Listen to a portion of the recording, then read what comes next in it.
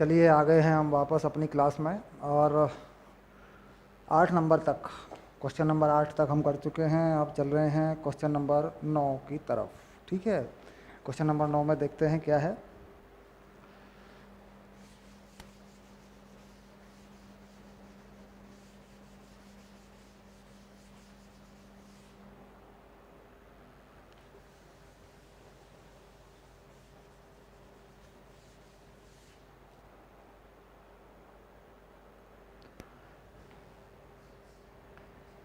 सात नौ,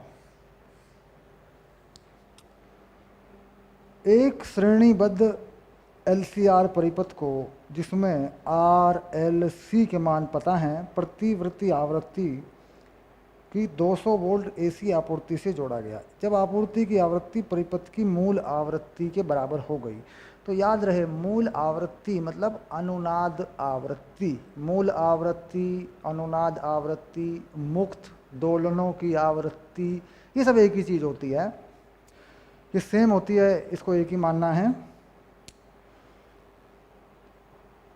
तो एक पूरे चक्र में परिपथ को स्थानांतरित की गई माध्य शक्ति कितनी होगी। अब देखिए यहाँ पे मान लीजिए अनुनाद हो जाता है, मूल आवृत्ति हो जाती है। तो मूल आवृत्ति में क्या होता है,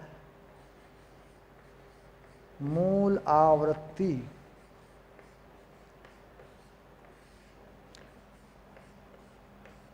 प्राप्त होने पर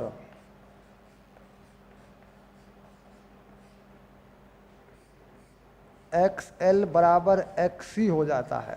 ठीक, और जो प्रतिबाधा है, जो कुल प्रतिबाधा है,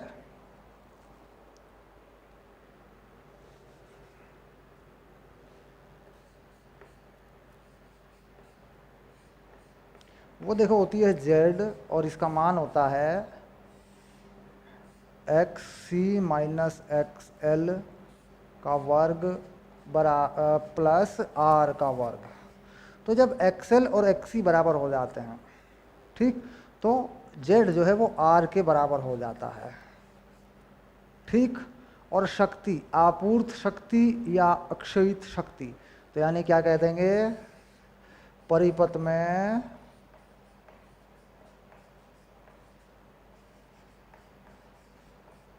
आपूर्त शक्ति या अक्षयित शक्ति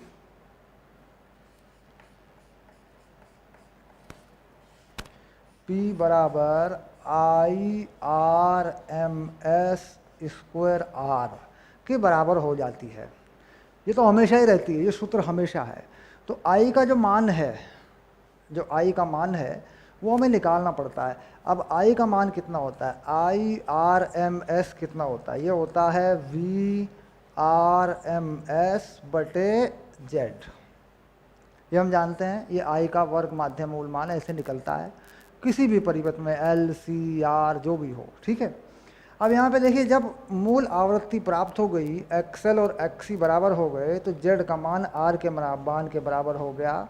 ऐसे में कहते हैं कि परिपथ जो है अनुनाद की स्थिति में है, उसमें अधिकतम धारा बहती है। क्योंकि आप देख रहे हैं कि ये चीज़ खत्म हो गई है, XL XC एक दूसरे को कैंसिल कर दिया इन्होंने, तो R हो गया Z, तो मान Z का घट के हो गया बराबर R के। ठीक, तो ऐसे में क्या है, Z जो है R के बराबर हो गया।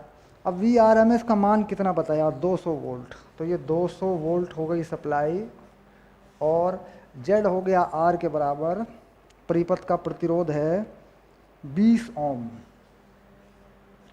तो धारा कितनी बह रही है, धारा बह रही है बस 10 एम्पियर।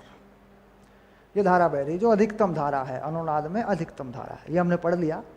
अब इसके बाद यहीं से निकाल देंगे शक्ति, 10 का स्क्वायर और परिपथ प्रतिरोध है 20, तो ये बन जाएगी 2000 वाट। बस ये होगा तुम्हारा आंसर। ठीक, तो मूल आवृत्ति पर आ जाने पर ध्यान रहे Z जो है प्रतिबाधा R के बराबर हो जाती है, XL XC के बराबर हो जाता है, और जो मूल आवृत्ति है उसको ओमेगा R लिखते हैं, तो वो 1/वर्गमूल में LC के बराबर हो जाती है। ये होता है देखिए मूल आवृत्ति, अनुनाद आवृत्ति, मुक्त आवृत्ति, सब इसी के नाम है। ठीक है, हो गया प्रश्न। चलें आगे बढ़ें, प्रश्न नंबर 10 की तरफ चलें। चलिए चलते हैं प्रश्न नंबर 10 की तरफ।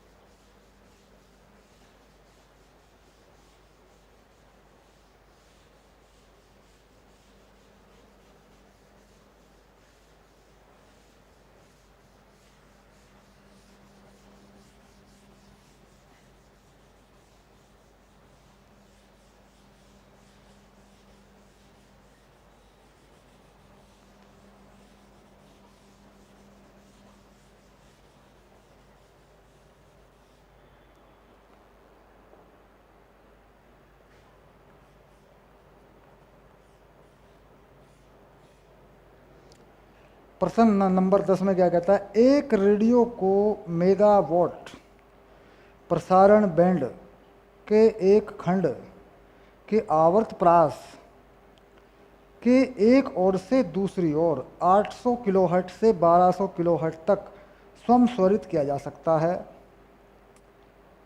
यदि इसके LC परिपथ का प्रभावी प्रेरकत्व 200 मिली हेनरी हो तो उसके प्रतिवर्ती संधारित्र की प्रास कितनी होनी चाहिए।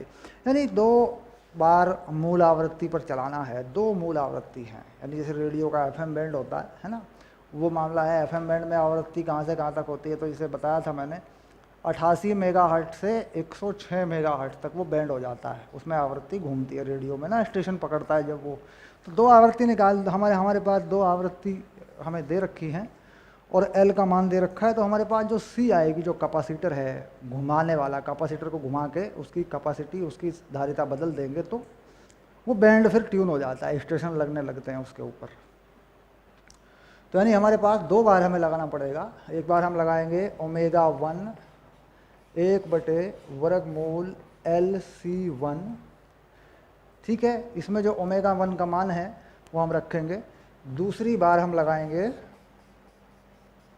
ω2 और 1/वर्गमूल LC2।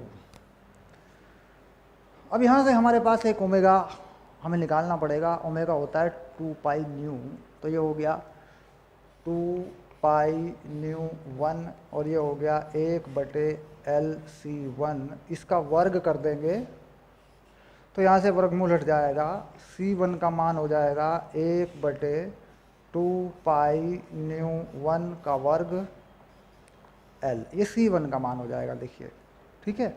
दूसरी तरफ फिर बिल्कुल ऐसे ही करेंगे, C2 का मान निकाल देंगे 1/2 पाई न्यू 2 का वर्ग और L, ऐसे निकाल देंगे C2 का मान।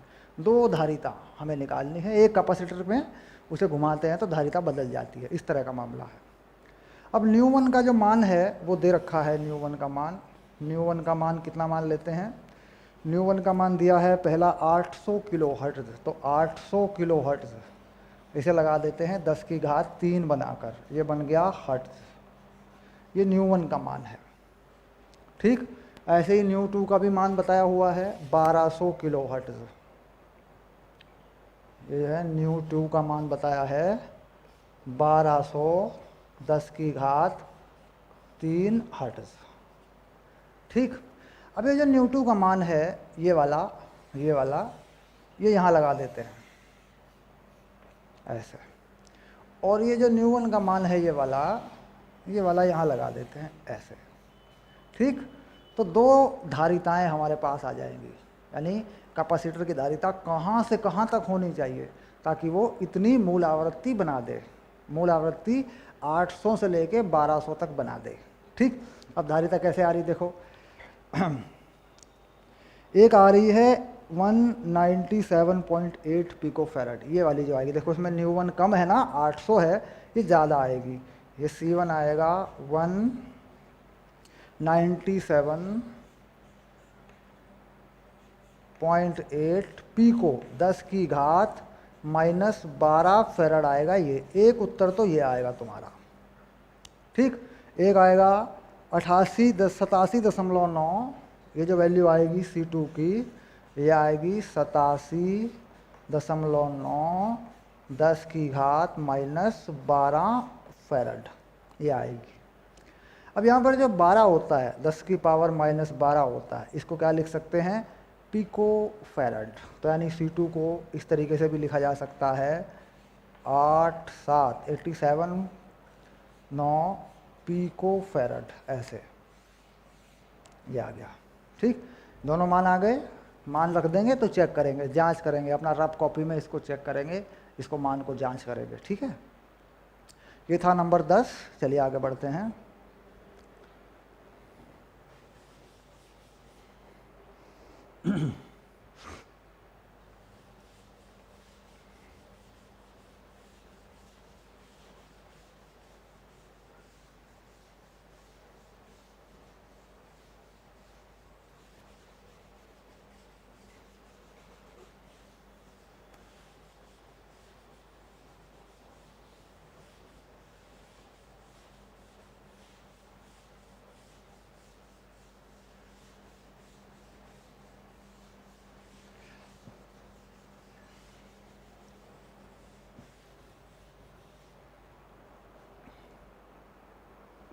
अब ले लेते हैं 11 नंबर, 7 11, ठीक।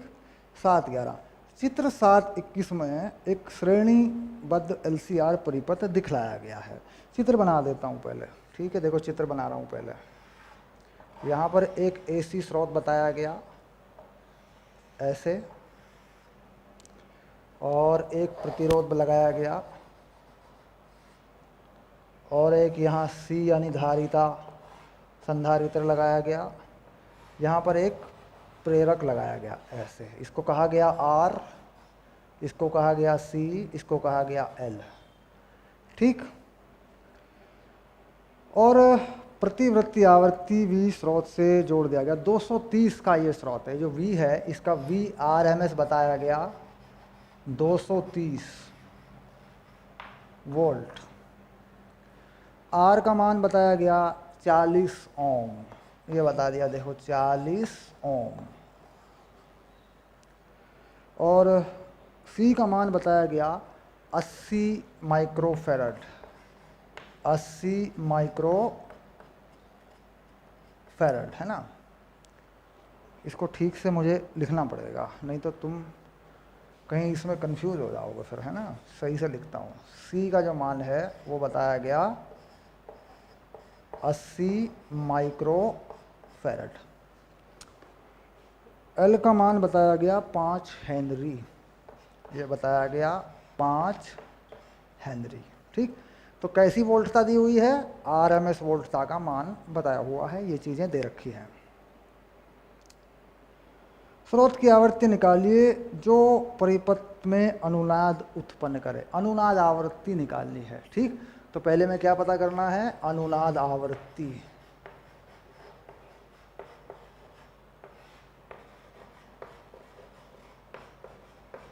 क्या सूत्र होता है जरा बताइए। अनुनाद आवृत्ति को ओमेगा R लिख देते हैं और वर्गमूल LC ये लिख देते हैं, LC या CL जो भी लिखें, ये आ गई देखो, ठीक। अब इसका मान निकलेगा तो ये अनुनाद आवृत्ति निकल जाएगी। अब ये कैसे निकलेगा, L कितना है 5 और 80, देखो ये रहा LC, है ना। निकाल लेते हैं इसका मान कितनी बनेगी, जरा देखो एक बार। 5 हेनरी, C है 80, माइक्रो को बदल देते हैं 10 की घात -6 लगाकर, ठीक। इसको हल करेंगे तो ये कितना बनेगा, देखो ये 400 हो जाएगा। 400 का वर्गमूल हो जाएगा 20, और ये 10 की पावर -3 हो जाएगा। तो उत्तर आ जाएगा 50 रेडियन प्रति सेकंड, ठीक। तो ये हो गई क्या, ये क्या मिला हमें, ये हमें मिल गया अनुनाद आवृत्ति। ठीक, तो अनुनाद आवृत्ति मिल गई हमें 50 रेडियन प्रति सेकंड, है ना, ऐसे। तो इसे हटा लेते हैं क्योंकि हमें यहाँ और भी बातें लिखनी हैं, इसे हटा लेते हैं। ये आपने समझ लिया, अनुनाद आवृत्ति मिल गई। ठीक, पहला भाग हल हो गया। चलते हैं बी में क्या पूछ रहा है, देखें बी में ज़रा देख के बताओ क्या पूछ रहा है। देखो बी में क्या पूछ रहा है, परिपथ की प्रतिबाधा तथा अनुनादी आवृत्ति पर धारा का आयाम, धारा का आयाम पूछ रहा है, यानी अधिकतम धारा, शिखर धारा। जो धारा निकलेगी वो आरएमएस धारा होगी, क्योंकि वोल्टता आरएमएस है। आरएमएस धारा मिल जाएगी तो क्या करेंगे, उसको वर्गमूल 2 से गुणा कर देंगे, तो क्या बन जाएगी, शिखर धारा, आयाम बन जाएगा। खैर पहले आरएमएस धारा मानते हैं। तो धारा जो है आरएमएस, ये कितनी होती है, वी आर एम एस बटे जेड। अनुनाद में जेड और आर बराबर होते हैं। ठीक, यानी जेड और आर बराबर हैं। ये होता है, देखो कब, जब अनुनाद होता है, अनुनाद की स्थिति में, है ना। ये बात अच्छे से मालूम हो गई है आपको, ये हो गया। ठीक, ऐसे। तो कुल मिला के आई आर एम एस मिल रहा है 230, जेड आर के बराबर है, ये हो गया 40। तो कितना मान आ रहा है, देखो बताओ। जीरो काट देते हैं, जीरो को कैंसिल कर लेते हैं, 4 से भाग करते हैं, 4 पंजे 20, 4 सते 28, 4 पंजे 20, ये आ रही है वैल्यू, है ना। 4 पंजे 20 बचे 3, 4 सते 28, ठीक है, ये आ गई धारा। धारा का शिखर मान, धारा का शिखर मान, आयाम जो है वो कैसे मिलेगा, वो मिलेगा 575 को वर्गमूल 2 से गुणा करके, इसे वर्गमूल 2 से गुणा कर देते हैं। ठीक, ये धारा का शिखर मान होगा, ये आएगा 8 दशमलव समथिंग 8 एम्पियर के आसपास ये मान आ जाएगा। ठीक,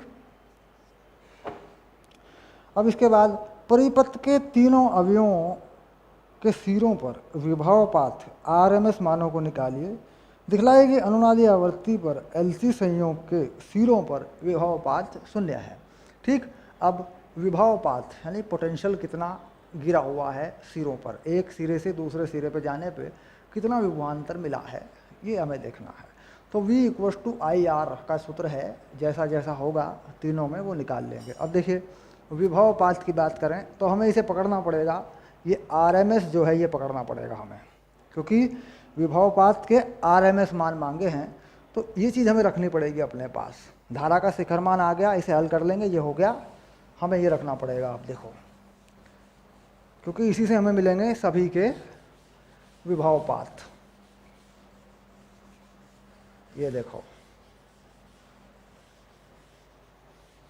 ठीक, तो धारा का शिखर मान कितना, सी में उपयोग होगा IRMS, शिखर मान नहीं बल्कि वर्ग माध्य मूल मान, है ना। तो ये है 5.75 एम्पियर, ये धारा का मान है। ठीक, अब विभवपात, है ना, तो लिखते हैं प्रतिरोधक में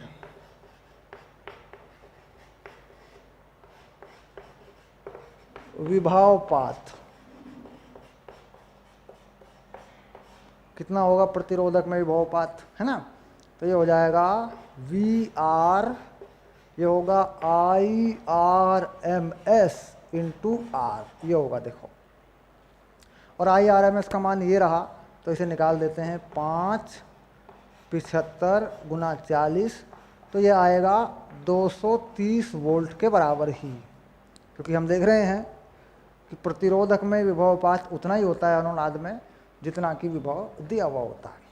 उसकी वजह यह होती है कि प्रेरक और संधारित्र के विभवपात एक दूसरे के विपरीत व बराबर हो जाते हैं, वो एक दूसरे को कैंसिल कर देते हैं। ठीक, अब इसके बाद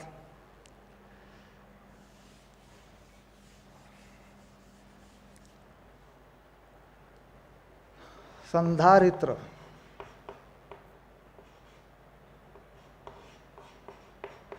में विभावपात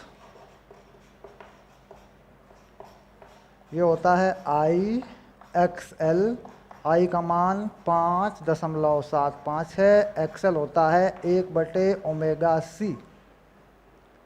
एक्सी जो है, एक्सी, एक्सएल नहीं एक्सी है ना, एक्सी लिखते हैं संधारित्र में, इसे बोलते हैं संधारित्रीय प्रतिघात। ये हम पढ़ चुके हैं। इसका मान 1/ओमेगा सी होता है। और ओमेगा का मान कितना आया था अभी अभी? 50 आया था ओमेगा का मान। अनुनाद आवृत्ति कितनी आ गई थी?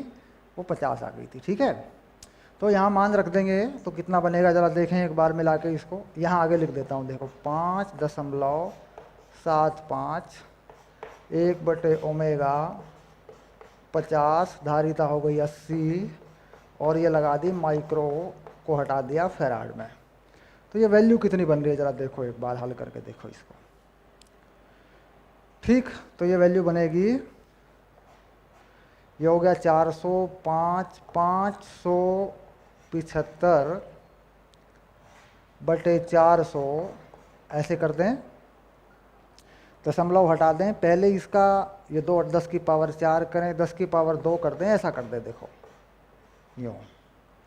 ठीक, यानी इस 6 को पहले इससे हटा दें, 10 की पावर -4 हो जाएगी, 10 की पावर -4 ऊपर चली जाएगी, हो जाएगी 10 की पावर 4 ऊपर जाएगी, उसमें से 2 दशमलव में ले लेंगे तो 2 ये बच गया। अब ये जो आ रही है लगभग ये वैल्यू आ रही है 400 नहीं 4000 होगा ऐसे, है ना। 4000 कर दिया मैंने इसे। ठीक, 10 की घात -6 लगा देता हूँ एक बार, नहीं तो उल्टा पुल्टा हो जाएगा ये तो मैंने, क्योंकि ये गलत हो जाएगा मामला, ऐसे जल्दी ना करें। ऐसे हो गया देखो, इसको 4000 बना दिया, 10 की पावर 6 को ऊपर ले गया मैं, ये देखो ऐसे। अब ये 10 की पावर 3 इसमें से हटा देता हूँ, अब हटा देता हूँ, देखो ये हटा दिया, 3 रह गए, ये आ गया देखो। अभी 10 की पावर 3 का ही दशमलव हटा देता हूँ या 0 लगा देता हूँ, तो कुल मिला के आ गया 5750/4, है ना। 5750/4 आ गया। तो ये कितना हो गया? 1300 कुछ के आसपास ये उत्तर आता है। मैं इसे मिला के देख लेता हूँ।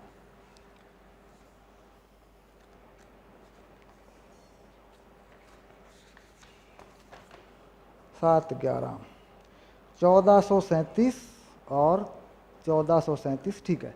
ये आ रहा है 1437, 14 चौका 56 है ना, तो देख रहे होंगे ये आ रहा है 1437 वोल्ट। ठीक, ये आ गया। यही बात आई एक्सएल में भी होगी। अब लिखते हैं प्रेरक में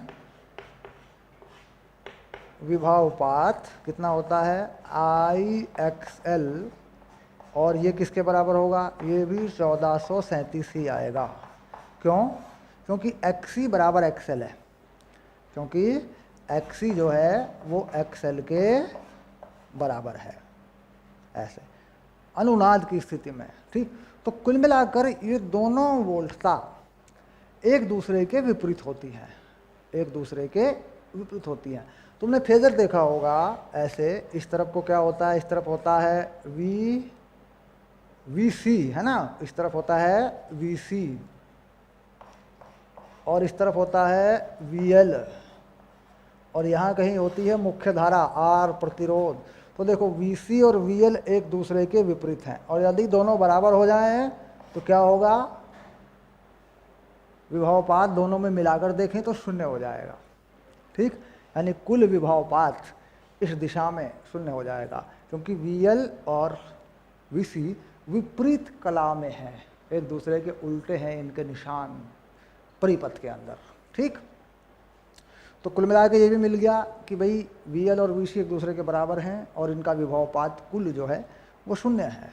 ठीक, कारण क्योंकि ये विपरीत कला में है, जैसे कि हम देखते हैं फेजर के ऊपर ये विपरीत कला में है। तो कुल जो विभाव है परिपथ में वो 230 वोल्ट का विभाव वो पहुंच रहा है सीधा प्रतिरोधक में।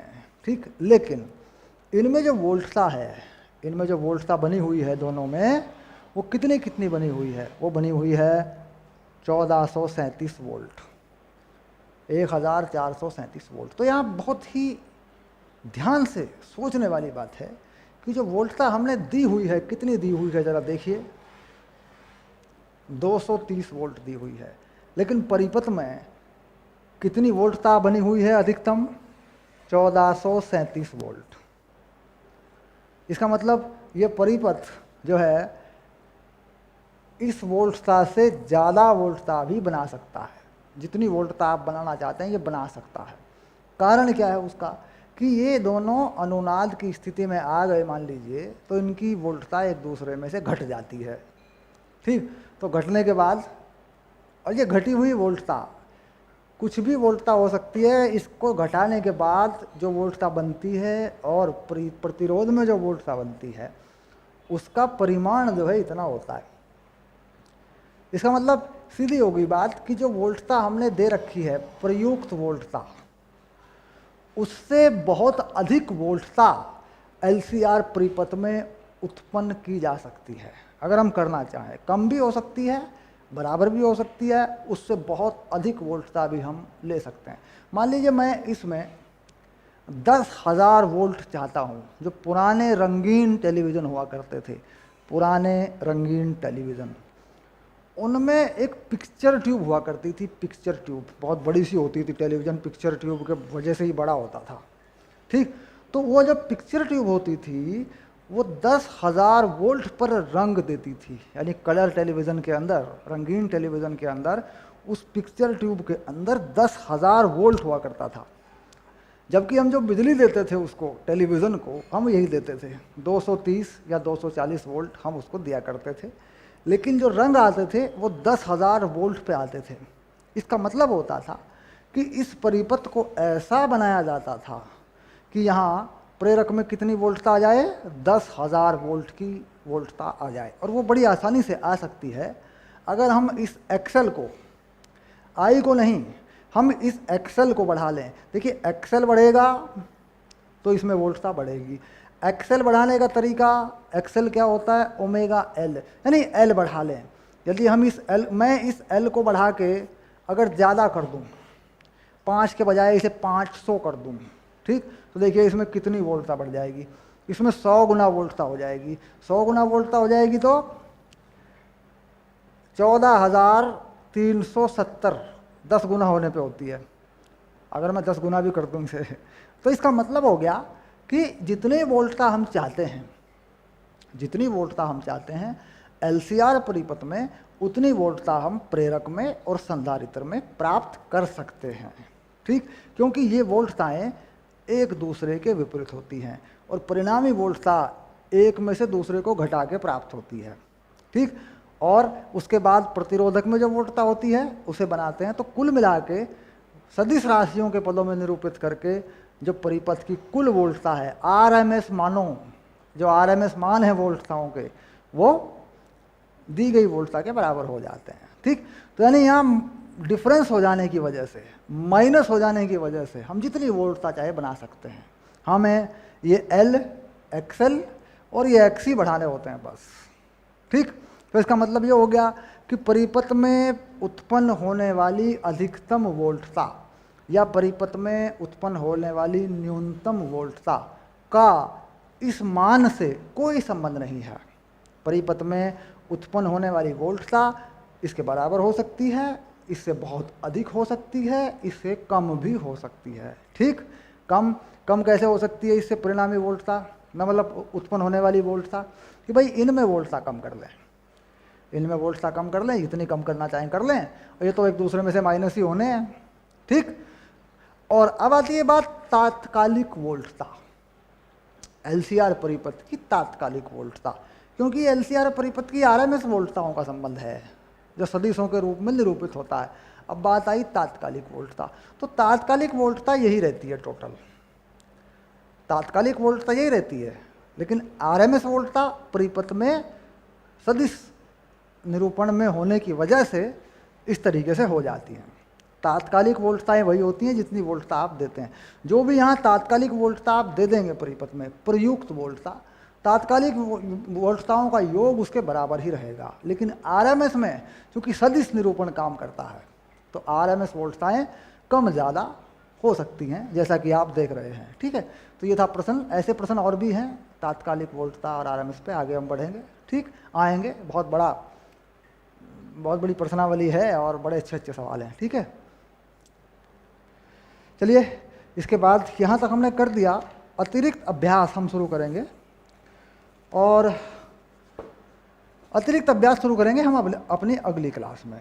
ठीक है, बिल्कुल नए सिरे से करेंगे। 12 नंबर का प्रश्न है अतिरिक्त अभ्यास का सवाल जो है पहले वाला, और ये मामला पहुंचेगा 26 नंबर तक। 14 प्रश्न हैं अतिरिक्त अभ्यास में। ठीक है, चलते हैं अगली क्लास में शुरू करते हैं। ठीक है, ओके बाय।